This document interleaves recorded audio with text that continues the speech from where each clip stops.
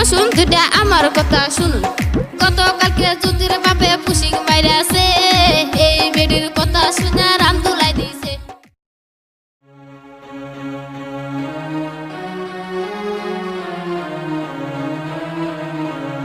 ও জ্যোতির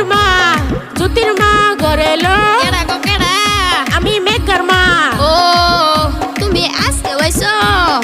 আইবা যাইবা বইবা খাইবা উসুর পাসুর পুশিং দিও না বুঝছো হাই